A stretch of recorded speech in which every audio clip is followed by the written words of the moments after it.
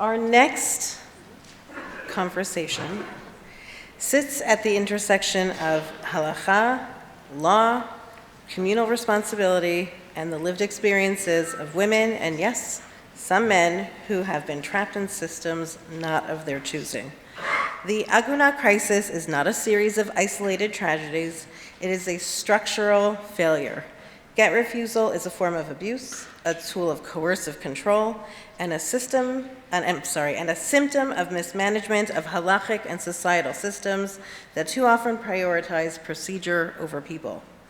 Our task is to look honestly at how our systems intentionally and unintentionally enable abuse and to explore meaningful solutions, including halachic prenups, systemic oversight, communal accountability, legislative reform, trauma-informed practice, and courageous halachic leadership.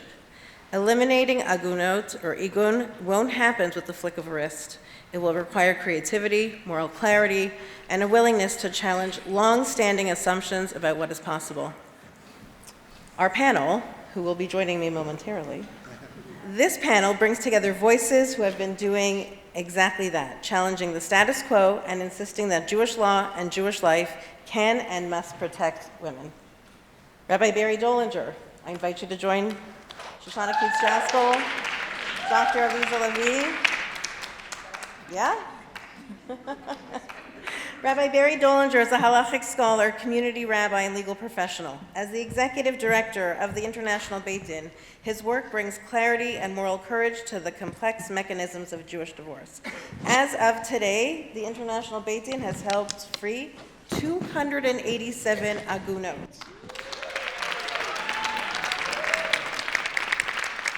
He has become a trusted advocate for people navigating the halachic and civil systems that too often fail them. Shoshanna Keats Jaskoll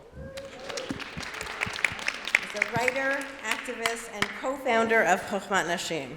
She has been a relentless voice against abuse, erasure, and institutional complacency. She shines a light on the systemic forces, cultural, rabbinic, and legal, that feeds into religious extremism and enables coercive control. And Dr. Aliza Lavie, author, scholar, and former member of Knesset, she has advanced policy and public awareness around the plight of agunot, championing reforms and bridging the gap between halachic discourse and legislative action. These three leaders, who I'm so lucky to call colleagues and friends, each in their own sphere, are helping build a world where no woman is left chained. We are honored to learn from them today and to take their lessons forward so that together we can see the beginning of the end of Igun in our communities.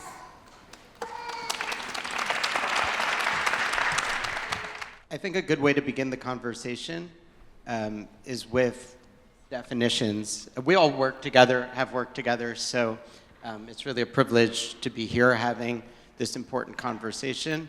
I guess I'll say at the outset just a story to frame this a little bit, and then to ask these incredible women about definition of the problem. So I was on the way here, on the 1 train, and I received a WhatsApp from a woman in Europe, and she said, "Call now, it's urgent." Always is. So as soon as I got off the 1 train, the corner, 86th and Broadway, I dropped my phone, and then I cracked it, and then you'll see. I said, "What's up?" Manishma, actually, because we don't speak the same language, and so our lingua franca is Ivrit, neither of our first languages. And she said, my son is in I'll give a warning, we're going to talk about difficult issues throughout this. Depression, violence, suicidality, I think it's worth naming. And she said, my son wants to end his life, and I think I need to bring him to a psychiatric hospital. I said, tell me about it, what's going on? And she said, the fact that rabbis are pressuring me to give in and offer custody to my abusive ex has caused my son despair. I am strong, but my son is in despair, and he wanted to and attempted to take his own life. And And so we had a conversation, and we talked about getting the care she needs and then what could help. And she said, you know, I think when I'm remarried, she's engaged to be remarried, he said that he'll feel free for me when we can dance at my wedding. And I think this captures some of the complexity that isn't always understood when we think about Igun as a legal problem.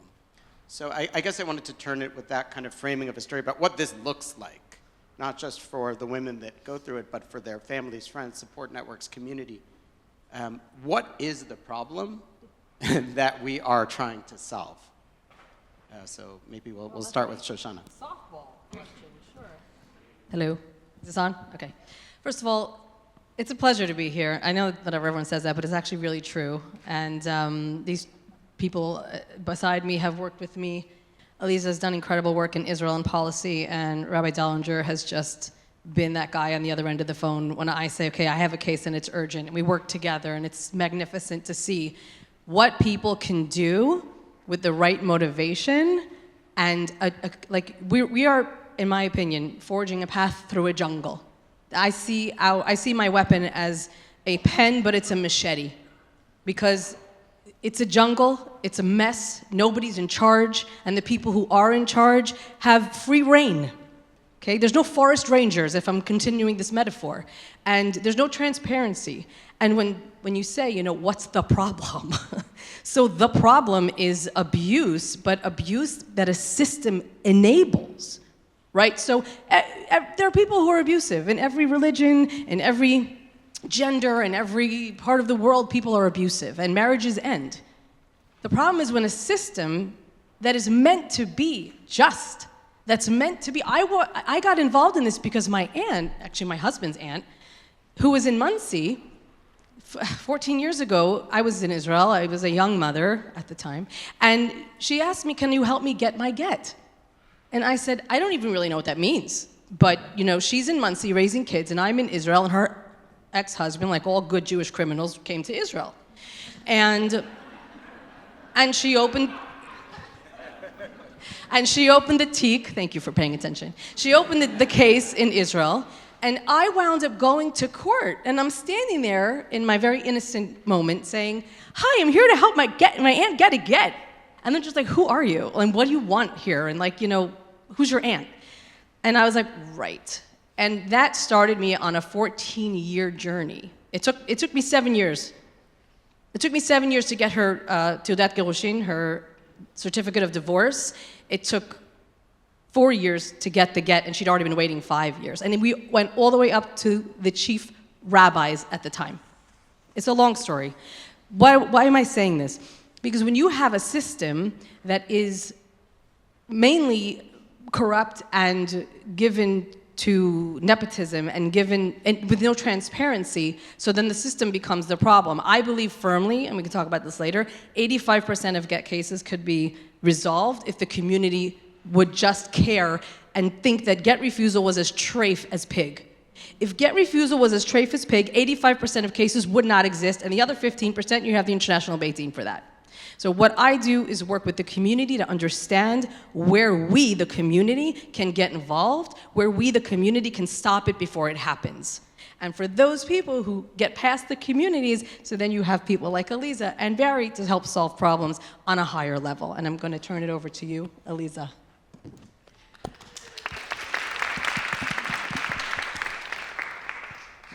Shalom. I'm very pleased to be here. Thank you so much, Daphne, for all your amazing work. And thank you, Joffa, for all the years that we are working together. Together we can win, that's for sure. In Israel and in the States, but this is not only the Jewish world. I didn't even think about women in South America, women in Europe, women in Russia. All are our sisters and brothers, and we have, as Jewish community, to work together to solve issues like it was in the past. And I can tell you and share with you that before Israel was established, it was less agunot, and less מסורבות גט. Because, as you say just now, the community took responsibility. The same rabbi that remember you since you was born and made a wedding and bless you, etc., etc. He was the one that when problems came to your life, you went to the same person, and you weren't a number, and you weren't a case. You was and is Aliza Lavie, or Shoshanna, or Blue, and me. It was 20 years ago, my book, Tfilat Nashim, a Jewish women's prayer book, was published, and I found myself in Europe, in Milan, giving a lecture, and a woman, Jewish woman in the synagogue came to me and he told me, I heard that you were from Israel. I wasn't at that time member of the Israeli parliament. And she told me, you know, you don't know what's happened to me. And I said, what does she want from me? And she said, my husband threw a paper to my balcony and said, you are divorced. He collected 100 rabbis or some, I don't know who, but then he told her, you are alone, you're not my wife anymore. And she said, what is going on? How come that he did it for me? I didn't know, I wasn't familiar. I came back home to Israel and I started my journey as social activist. So by definition, all the Jewish women in all over the world, potential agunot, me also. How come that in 2025, this definition still exists after all the work? So many years together with my colleagues in Israel, Jofa in the States, Kolech, your voice in Israel, we try at least to have women in the committee that choose the rabbinical court in Israel. And we couldn't achieve it. So my first legislation in the Israeli parliament, 2014, was to have 4 women in the committee. At least to have women in the committee. So now,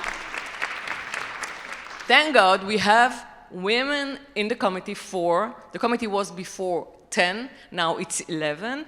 And 1 woman by definition, Rabbanit, Toenet Rabbanit. How you translate? Toenet Rabbanit. Toenet Rabbanit, because in case... It's like a Beit-Din lawyer. Yes.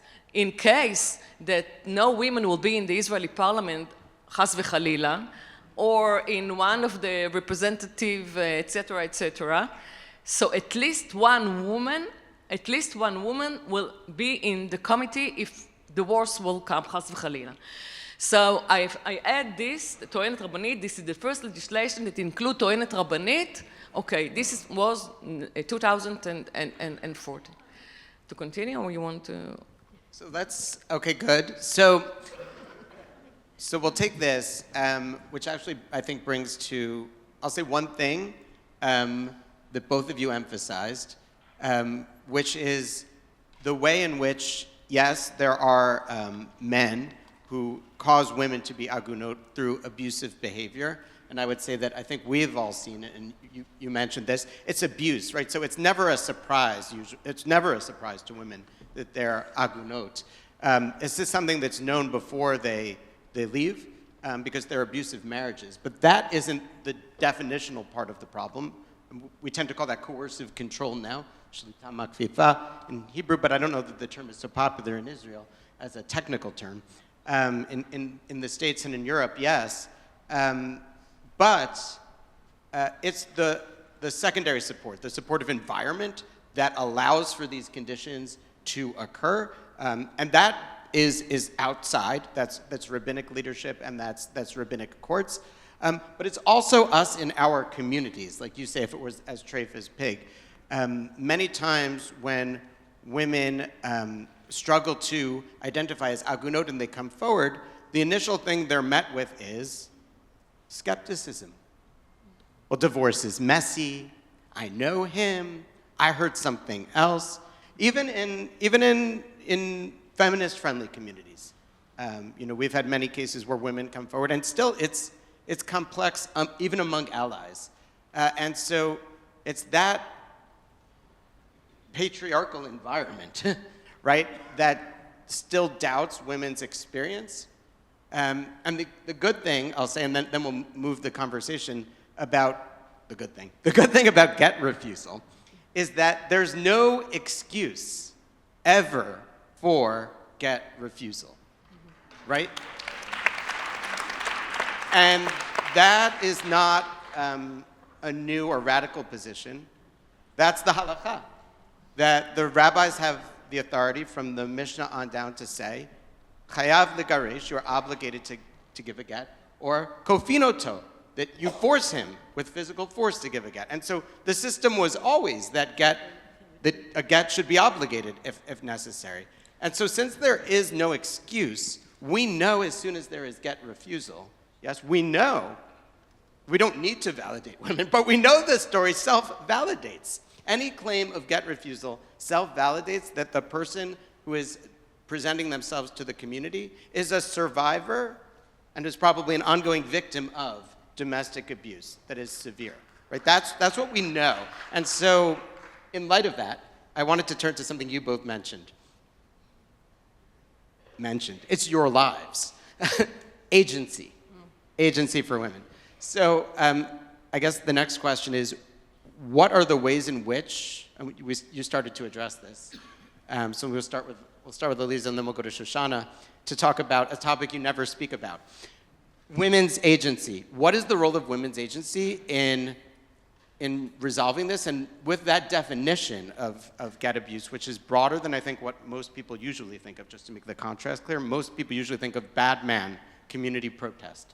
If we move beyond that to community ecosystem of cultural support and difficulty for women in coming forward, what is the role of women's agency broadly, but also practically? What are roles for women in helping? First, I'm Israeli, and in Israel there is two systems, but we see a lot of issues in between, not only the agunot. First of all, in the rabbinical court, no women, dayanot. There is no dayanot. And the system is not equal. So think about it. To be there together with men. Conversion, by the way, it's the same situation. So it's not only this thing. So this is something that we have to understand. And yes, more women in the committee, it means, in Israel, for example, much more Zionist court. It means that the judge, the rabbinical, that's sitting in the court, understand the situation. And they can't say, oh, go home. You can stay with your husband. He's so nice. Oh, why you want smile? Yeah. I mean, they are not familiar. They are not understanding. So people ask me, why it's so important to have women in the committee? It's important because, so yes, we want more dayanim that serve in the Israeli army, more dayanim that familiar with the Israeli society, etc., etc. And same like here. But yes, of course, the other answer is what's happened to the men? What's happened to the men? How come that we have so massive issues, problems, etc., etc.? Lama? Why? Why it's happened? They are not enemy, and why is that? How come? And my second legislation that I'm coming here to speak about is 6, 7, 8 years ago, more than that, Rabbi Goldschmidt from Russia came to me the other day. I was that time member of the Israeli parliament, sitting in the opposition, and he came to me and told me, Aliza, we have plenty agunot in Russia. And I looked at him and I said, okay. And he said, the states of Israel must help these women. Nobody will do it. There is a weak bed in there, and we see the phenomena there and no one else can help. Please do something. And I told him, go to your colleagues and friends in the ultra-Orthodox parties in Israel. And he said, no, they said that you are going to do it and they will support behind the screen. It took me 4 years, very difficult years, to legislate this legislation that means that now every Jewish in all over the Jewish world, when she can't find someone to help her, weak bedding around, whatever, she can apply for help from the Israeli rabbinical court. It's very, very important legislation. And I came here to speak about this legislation because I found in the last years that people are not familiar with this legislation. Not awareness, not understanding how can I apply. It's not that I can say now that the rabbinical court in Israel is the best rabbinical court all over the world. But Israel as a Jewish state has the responsibility, and it's a statement. And thank God, 3 weeks ago, the Supreme Court in Israel, and Rabbi Dolinger will tell you the story because his English is much better than mine.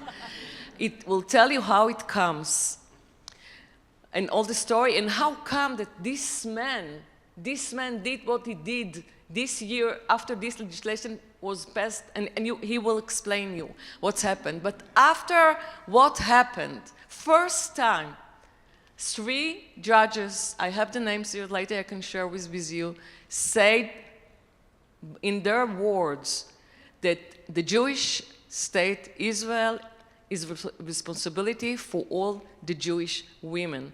And it's a statement. Please, Rabbi.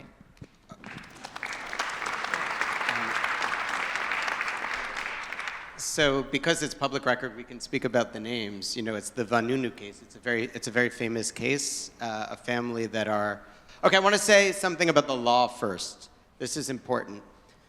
This change, which, and you undersold, you know, your role and political sacrifice in getting this law forward, and I just want to let people know that Aliza really, I mean, it was a sort of a major political sacrifice within our own party to get this legislation to the finish line, and it was highly controversial, even amongst feminist groups, because it empowered the state rabbinate with more power, and what the law does, and this is very important, is it says anytime there is a get refuser and the community reaches out to the state of Israel will summon that person and issue sanctions against them if they step foot in Medinat Israel, whether or not they are a citizen.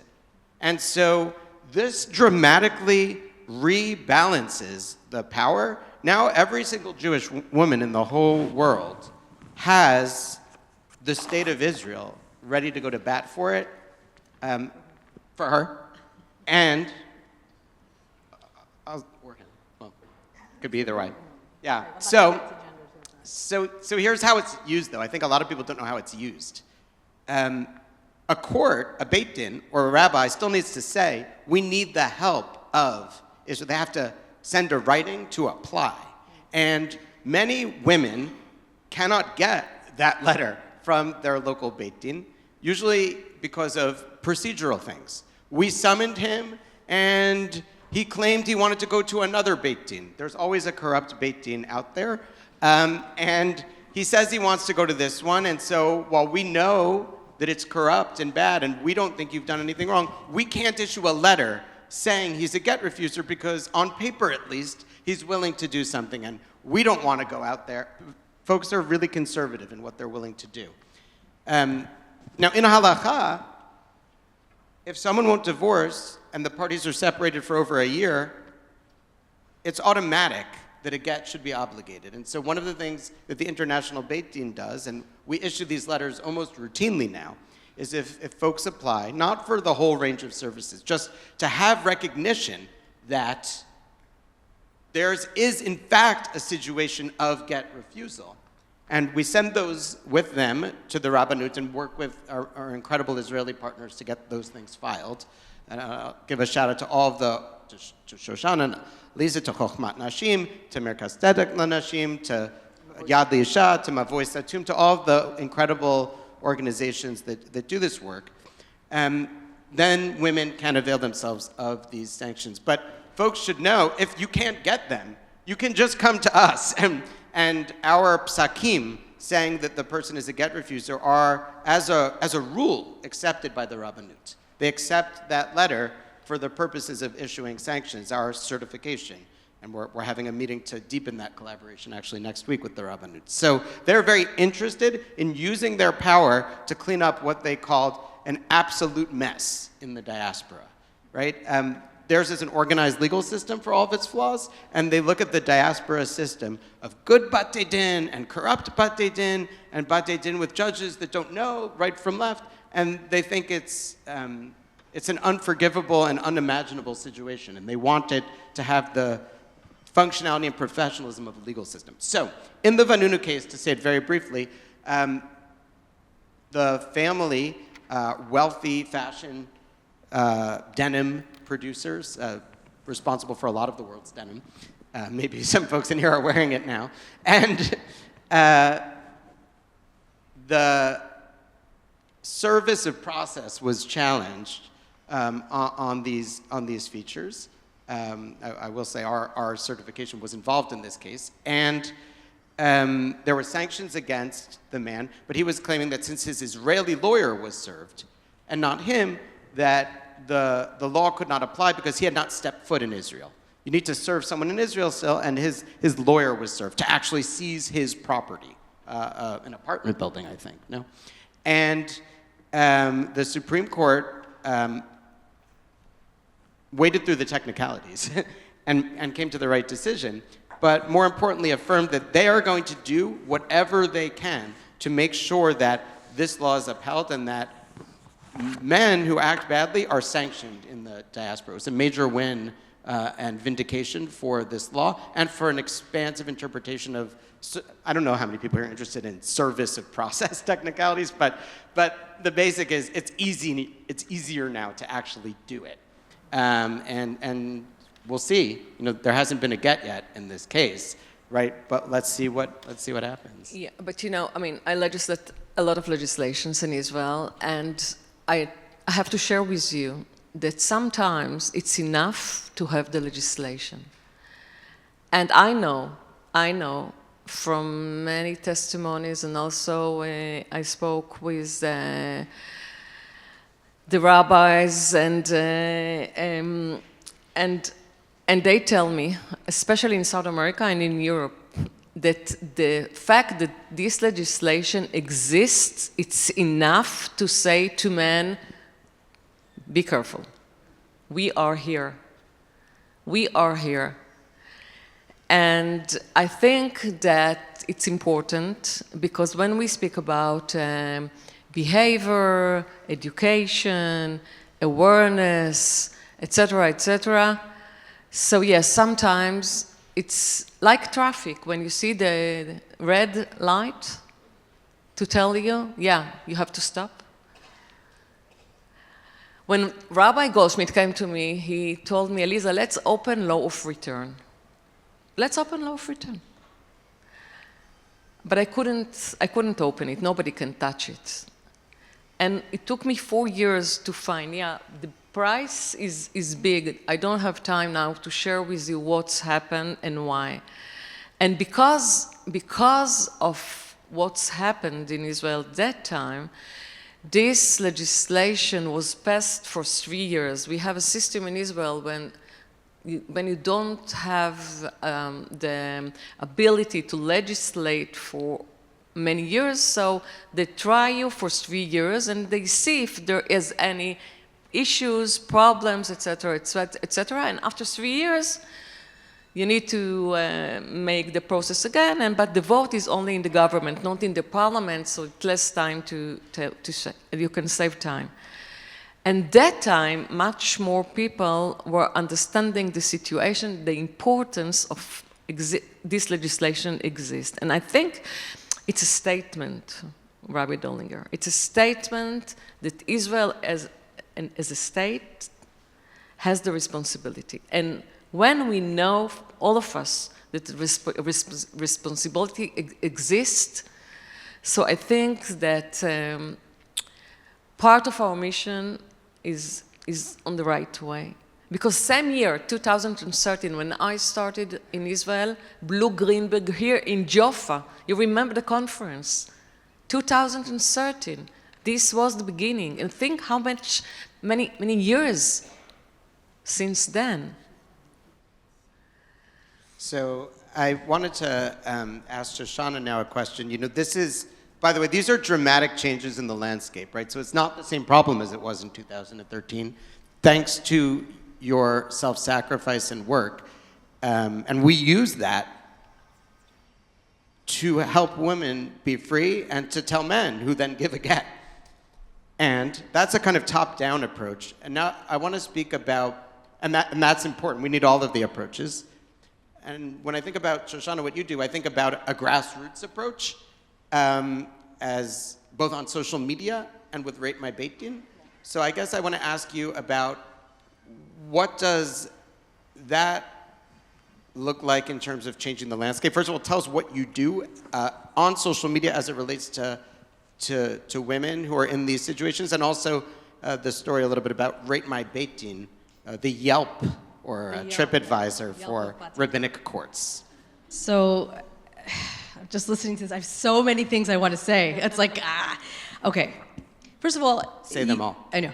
You asked about agency before, and it's dovetailing. We don't have agency. I mean, we have our own personal agency. Yay, whoopie-doo, I can go out of my car and listen, I'm a potential agunah, like you said, Aliza. I say that every Jewish woman who gets married under a chuppah is a potential agunah.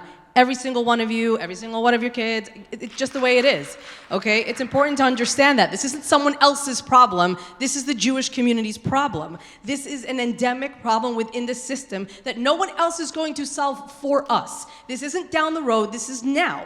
And I, as a responsible mother, can't send my daughters down the chuppah with a full heart. I honestly, for a time, I'm not stopping, I'm gonna keep talking. No, it's fine, you can clap. I really felt for a long time that I was just going to have unkosher Edom. I mean, that's my agency. What other agency do I have to save my daughters other than to make their kiddushin invalid?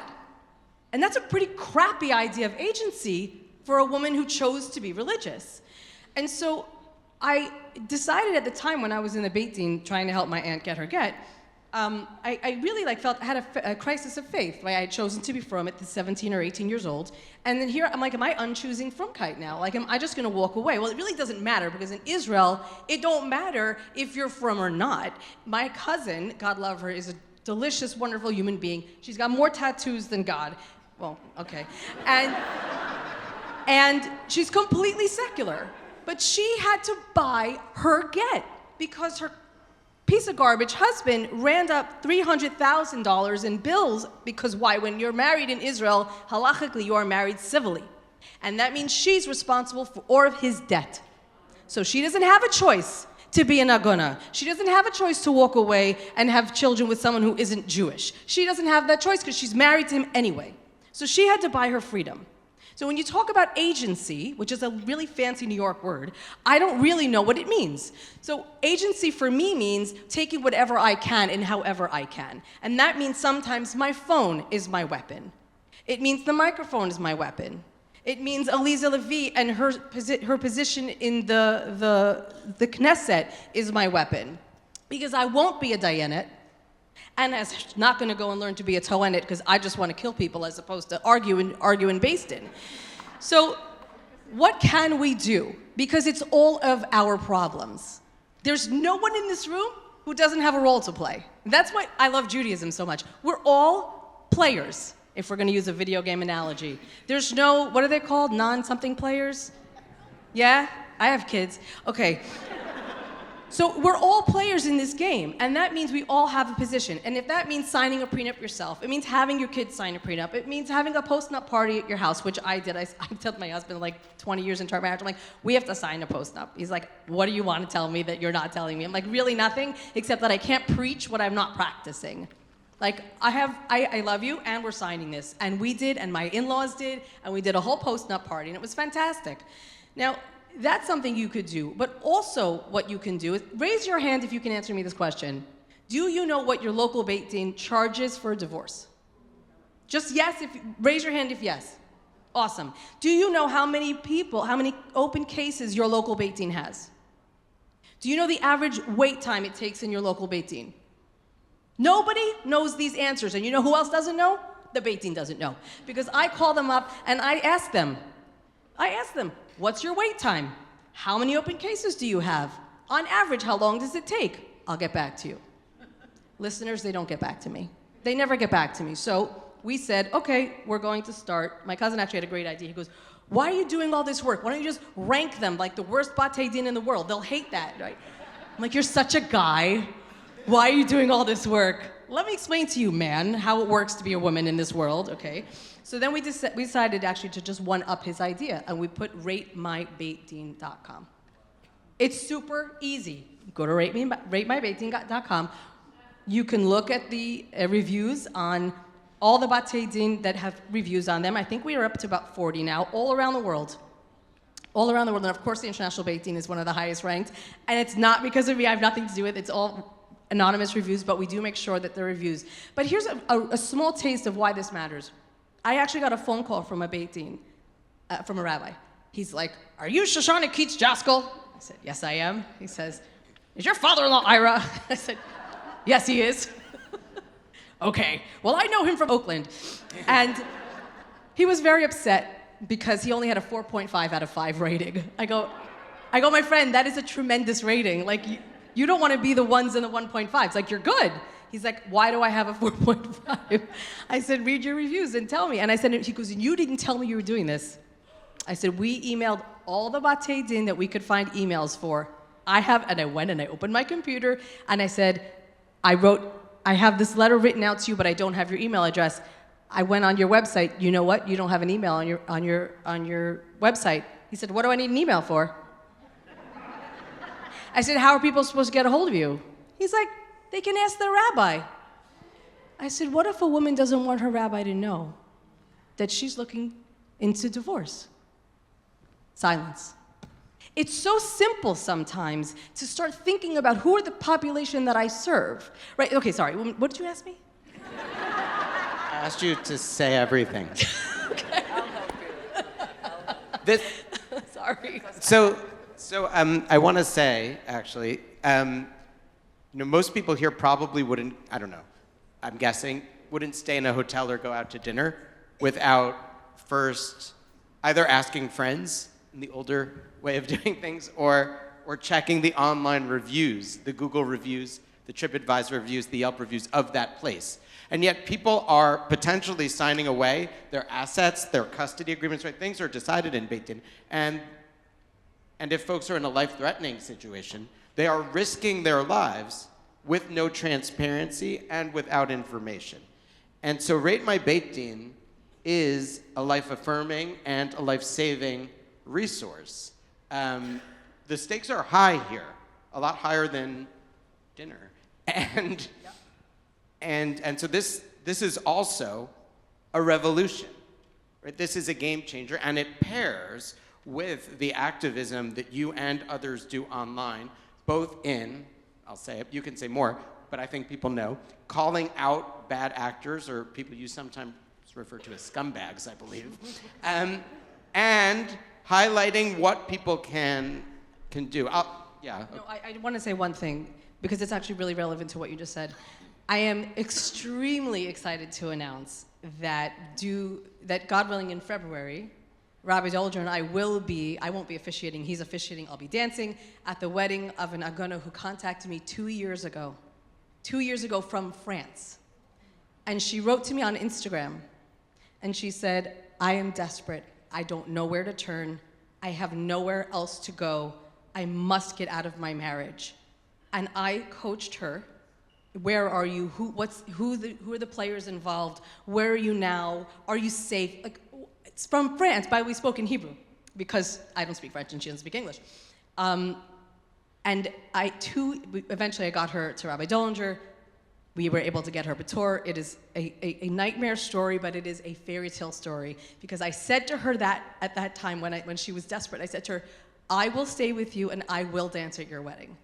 And in February I will be dancing at her wedding. And for me, this is what it means to be a responsible Jewish person, and wherever your talents lie, wherever your resources are, just use them, and then go to the people who have other resources. Like, we are a nation. We are individuals, but we're a nation for a reason. And the fact that I can I'm bringing Rabbi, but I'm asking Shoshanna calls every week, right, unfortunately, with horror stories, because there are so many.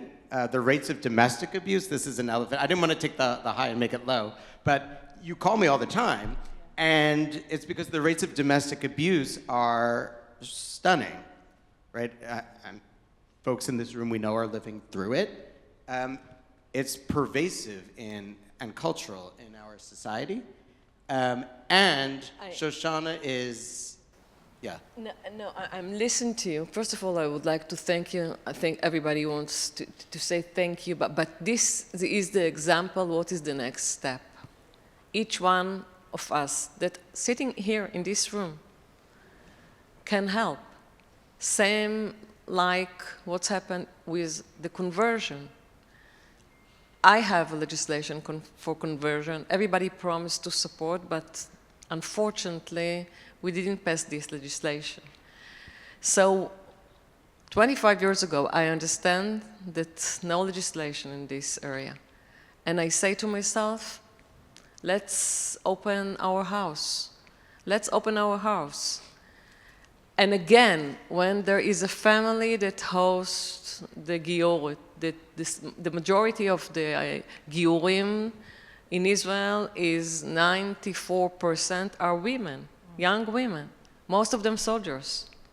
They need someone to support. They need family. They need someone to chaperone them to the Beit Din in the end of the day. So many people can help, same like what you do and continue. And yes, to go to the wedding and dance in the wedding and hug and give the example. And this is what it means to be community. And help, and don't go home and say, what can I do? I don't know how to do this or how to do that, but this example, and of course Rabbi Dolinger works, it's amazing example that what can we do as individual, but more than that, as community. And conversion, agunot, mesoravot get, other issues, it's not only women's problems, believe me. We're talking about children, about society, about community, about the future. And yes, we need to work together. So I'll say just two quick things, and then we'll let everyone have a final word, something you really want folks here to know. One of the things that's been really important to us as we've redefined the problem to be one of abuse is that abuse is the removal of agency from women, which is why I'm so hyper-focused on asking about agency and women. Something that Blue was insistent on from the beginning of our Beit Din is that every single client would have what were then called associates, they're now called intake specialists, who psychologists and social workers and caseworkers and chaplains who would support them at every step of the way and every stage of the process. What that has expanded to for us is that the dayanim do not consider the case without consulting with the specialist about the mental health reality and the nature of what is going on. And we're excited to announce that beginning this summer, we're going to be launching the very first diaspora Toanot training program to train And if you're interested, there are probably some people who would be phenomenal to agunot. These are folks interested in doing the work on the ground in Batei Din to represent women and to catalyze social change all over, because the revolution is occurring at this moment, and it is not inevitable, but it is unstoppable with perseverance. We're going to be engaging in a 2 to 3 year certificate level program, training women in halakha, mediation, negotiation, the reality all over the world, so that no woman has to walk into a situation without another woman there to make sure that she has her back with skill, professionalism, and probably like well-channeled anger. And so, strategically. So I guess I'll open it up. Final comments, how can we support your work? What's coming next for you? Stuff we should know about your work as it relates to this. I'll start with a story. Several years ago came to me a student from Beersheba University. And she was in charge of the students there, and it was just before Hanukkah. And she said she's going to have a Chanukiah together with the students, etc., etc. And at the end of the day, the rabbi of Chabad came and said, you are not allowed to light the candle of the Chanukiah, you're a woman. And they were so upset, and they gave up, and came to me after, and it was an issue in the newspaper, etc., etc. And then I spoke with her, and I said, how come? Why no one in the room said women are allowed to light the candles? The answer is that we have in our heritage as Jewish women a lot of answers and tools, but unfortunately we are not that familiar. Who knows that Rosh Chodesh Tevet always happened, always in Hanukkah. Rosh Chodesh Tevet called Chag HaBanot, the girls' holiday, Eid el-Bnat in Arabic. In South Africa communities, they celebrate, the women celebrate this Rosh Chodesh. Rosh Chodesh is a present for women, but this special Rosh Chodesh Tevet, always in Hanukkah, called Rosh Chodesh HaBanot, the girls, the women, holiday. What it means? You are not familiar with it, unfortunately. We are not familiar with this. My work in the last 20 years is to bring back our knowledge as Jewish women. We have the tools, we have the knowledge, we have our tools as leaders. Esther the Queen, she is the only one when we speak about anti-Semitism, so she is the only one to change our destiny. If the king liked party, she invited him for 2 parties. Think about it, okay? When we speak about Miriam the prophet, same parasha when Moses said, I can't continue with the people of Israel, same parasha. The people of Israel together, united, and wait for Miriam, the prophet. What it means about leadership and about the contact she had with the people of Israel. So we have a lot of experience.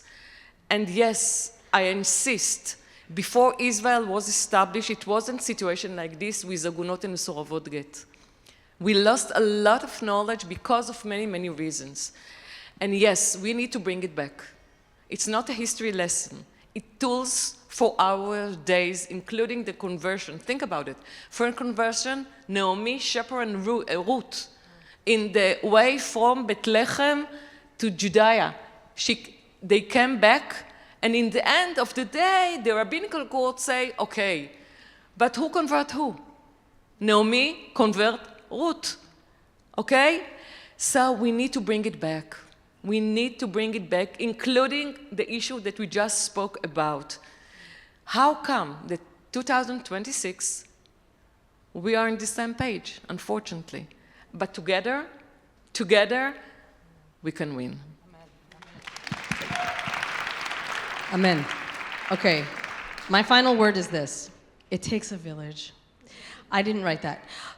The reason I say it takes a village is The name because... of Hillary Clinton. Hillary book, Clinton. But All Hillary she Clinton took wrote it that. from African tribe. I know. It's, But it's true. In this room are people who really care. You're sitting here on a Sunday, and Sundays are holy in America, I know. and you're sitting here on a Sunday because you care. I'm not going to preach to the choir about why agunot is a problem. I'm not going to preach to the choir about why women deserve agency. You know this already. The question is, why are we here and what are we doing about it? Everyone in this room has a part to play. And it's important to understand the ecosystem.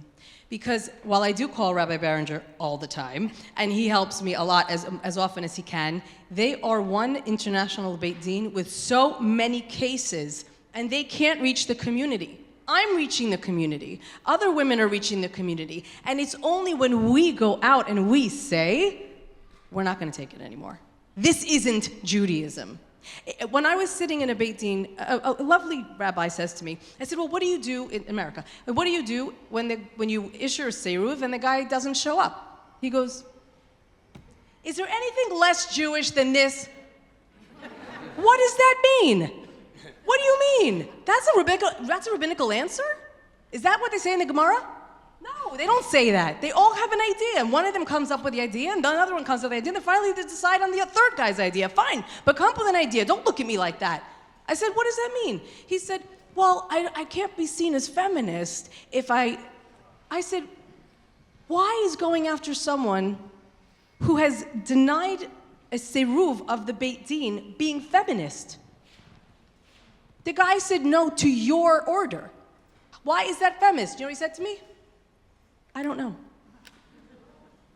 Sometimes you just have to ask questions. Sometimes you have to point things out to people and say, actually, no. Actually, no.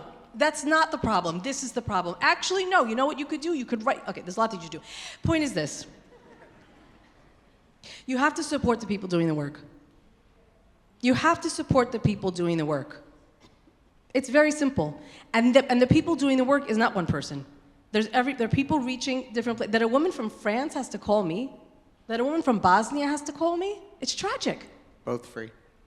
What'd you say? Both free. Both free. Because they called you. Oh, yeah, both free, yeah. I was like, what? Right, because I called Barry. And I'm just like, and I hawk your chinik. I don't let him get away. I'm like, I know we have to do something faster. Support the people doing the work. Support the people educating more women into this. You're 100% right. Putting women into this system wherever you can. Oh, that's what I wanted to say. See, you have to ask me questions. Okay, we have to be creative. They're not going to open the door to us. By the time, you know how many steps the women had to go, the women who were educated as toanot, they had to be educated. Rav Riskin and Susan Weiss made the program. They get educated, they wouldn't let them take the tests. They go to the Supreme Court. Supreme Court said you have to let them take the test. They take the test, they wouldn't let them in the courts. They wouldn't let them in the courts, they went back to the Supreme Court, back and forth. Finally, now 20 years later, 25 years later, the rabbis give cases to the toanot. There is change. There is change when you put yourself into that system and you bust in there. Don't be afraid to be Israeli about this. Don't be afraid to just bust yourself in there. Please support every amazing person doing this work, and thank you very much.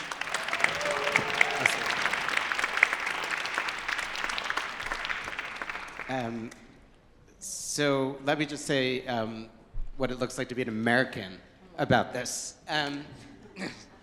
We have slightly different temperaments. So first, I just wanted to give a shout out to Rabbanit Leah, who is coming out with, who if folks don't know, does our, what's the official title? Public Education and Media, Getting Free, just before Tanit Esther International Agunah Awareness Day, a podcast of stories from women, because one thing people need to do is listen and understand. Very few people understand the totality of the suffering of what women and their networks have gone through. Please download, listen, share a podcast that will pair with your efforts to get into people's communities, homes, hearts, and minds so they know. Just when people don't know how bad it is, they are not invested in the solutions. They say, like, your thing, huh? What can I do, right? But when people understand that it's life and death, it's freedom or chains, then they are moved to do something. Shout out to Naomi Stein, our Director of Administration, who deals with our 97 active cases or whatever, and me, and to Rabbi Emily Goldberg-Weiner, one of our intake specialists. This is what it looks like when we actually create the change we want. It is the people in this room that are transforming not just this room, but the world. I'll end by saying one thing. 2013, not that long ago, there was a Joffa conference about this issue. And today, it is a dramatically different situation as a result of the energy and diverse solutions that were seated at that conference. And it is important for everyone here to know that there are women in 40 countries. Maybe Israel is the best, maybe it's the worst. Satmar and Mizrahi, modern, conservative, traditional, Persian, who are free as a result of what we all do. These things are accepted, and when we meet with other people and make arguments, good faith arguments on their terms, not why is this, not this is a feminist thing, but rather this is what the halakha demands. Yes, the halakha is feminist in that women are not to be, as the Rambam said, shvuyot, captives. That's a halakhic norm. There's a latent feminism in the halakha, right, that women are autonomous and deserve freedom, not just freedom, they deserve honor, dignity, and life. When we are zealous for halakha and Torah together, it's a frum thing. It can be feminist too, but it's a frum thing. When we do that, dramatic changes happen. And so no woman needs to be an agunot today. We also have a little bit of since you mentioned Sunday, we have an evangelical project as well, which is to spread the gospel that there are a lot of solutions available for women. They can choose their beitin and hold the ones that act badly accountable. They can turn to the state of Israel and they can get some serious penalties enacted against abusive husbands and their supporters. They're third-party supporters now, by the way. And they can come to us and get advice about all of these things, or we can help free them in ways that are quite likely to be accepted in their native communities, whatever they are. These are all different things, and together we will end this as a systemic problem.